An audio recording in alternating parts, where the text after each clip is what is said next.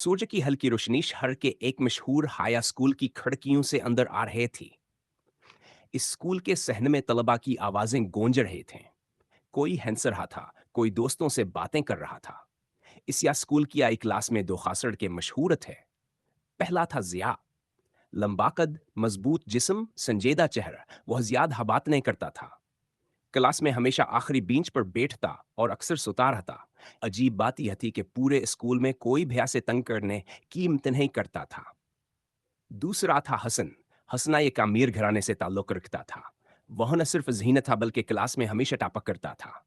इसका लिबास, इसका अंदाज़ा और इसकी बातें सबको मुतासिर करती थीं। लेकिन ऐसा स्कूल में एक बदमाश गिरोह भी था।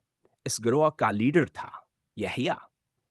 बेहद लंबाकद, भारी जिस्म और ख़तरनाक शख्सियत। इसकी एक नज़र हया कसरता लबह को डरा देती थी। उसके दो खास साथी थे। नामान इसका बायां हाथ, जहांजीब उसका दायां हाथ।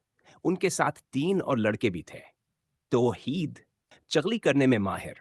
फहीम, एक और लड़का। ये गुरु अक्सर कमजोर तलबा को डराता, उन्हें तंग करता और कभी कभी दूसरे स्कूल के बच्चों से जबरदस्ती पैसे भी लेता था। इसी दिन क्लास में एक नया तालिब इल्म आया। क्लास टीचर ने कहा, क्लास, आज हमारे साथ एक नया तालिब इल्म शामिल हो रहा है, अपना तारफ करवाओ।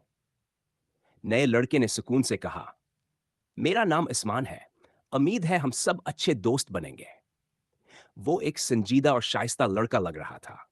जैसे ही वो अपनी सीट की तरफ बढ़ा, अचानक नामान ने अपनी टांग आगे कर दी। धड़ाम!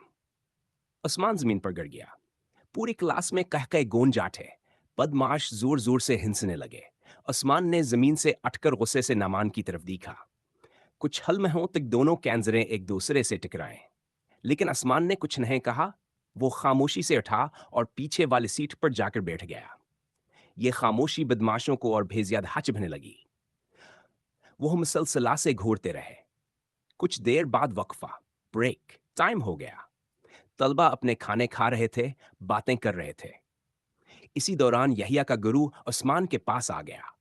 अचानक एक बदमाश ने उस्मान पर स्याही फेंक दी। पूरा लिबास खराब हो गया। सब हंसने लगे। उस्मान ने गुस्से से उनकी तरफ देखा। ये देखकर जहांजीब आगे बढ़ा। ओए, हमें आंखें दिखा रहा है। अचानक हाथापाई शुरू हो गई। उस्मान ने फौरन एक बदमाश को जोर से धक्का दिया और इसे पीछे गिरा दिया। फिर उसने दूसरे लड़के के हाथ पर पीन मार दी। आहा! वो दर्द से चीख उठा। लेकिन मसला यह था कि वो 6 लोग थे। उन्होंने मिलकर उस्मान को जमीन पर गिरा दिया और मारना शुरू कर दिया। इसी दौरान एक बदमाश ने लकड़ी का डंडा उठाया।